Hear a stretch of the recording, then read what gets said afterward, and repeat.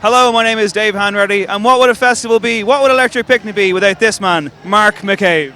How's it going? How are you, sir? That's a big intro. What would a festival be? I'm trying to big you up, man.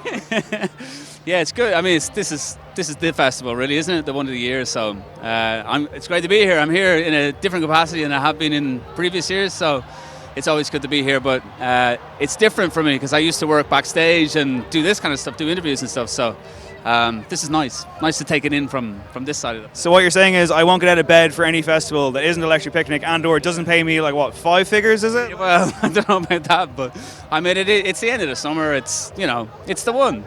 It's the one. It's the one. Okay, so what kind of crowd are you expecting tonight, and how long are you going to keep them waiting for what they want to hear the most? I don't know. I'm playing a 2-hour set tonight, which is kind of rare for me. I don't normally do 2 hours. It's normally like 60 minutes or 90 minutes. So, and I don't know. I mean, it's kind of got to the stage now where sometimes I do it, and sometimes I don't. But it just depends. I mean, if there's people there and they're chanting and annoying me for it, then of course, it'd be foolish not to give the crowd what they want. That's the worst thing you can do as a performer. So I do my DJ set. I play a lot of remixes and stuff that I've done myself. And then if it comes to it, we'll go there. Well, that's what I wanted to ask more than anything. And again, It. That's what the song is called, It. But you say you haven't played it sometimes. I mean, like, surely like we're looking at a full-scale riot here if you don't do it. No, because it's like, I mean, it's oh man, it's weird. Like, I mean, there's some people that have kind of adopted it as a big thing for them, but then there's other people who really don't care, and they're just kind of like, they've started to notice other things that I'm doing, and I suppose that's the way life goes, So, like, I did a track with 2 Australian guys called the Sunset Brothers called "I'm Feeling It," and that was kind of as big for a certain generation as Maniac was, but maybe not to the same extent, but.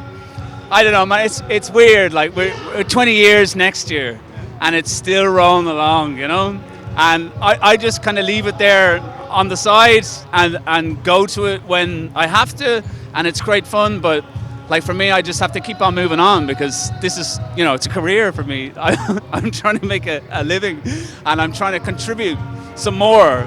So that's the tricky part, I suppose, is trying to contribute something more than what that is, because it is such. A monster. Well, okay, well, we won't dwell on it, but like, speaking of moving on and moving forward, a 2-hour DJ set sounds like an awful lot. So how do you even just get prepared for this? How do you get ready? Like 4 days ago, I started on it, so I literally go into the studio and I kind of map out what I'm going to play, and then I take stuff that I like, but I want to put a twist on it, so I kind of remix it in the studio, and I adjust and alter things. So like, people just want to hear big hits at something like this, but I try and be artistic in the way that I do it by sort of mashing it up a bit. So you get some things that you wouldn't necessarily expect, or you hear a version of a track, that I've put my take on. So, but a lot of work, 4 days, kind of putting it together for a 2-hour set. So it's important. Like this is a big event, and off the back of this, if you get a good crowd, you can have a really good 6 months to a year off the back of this.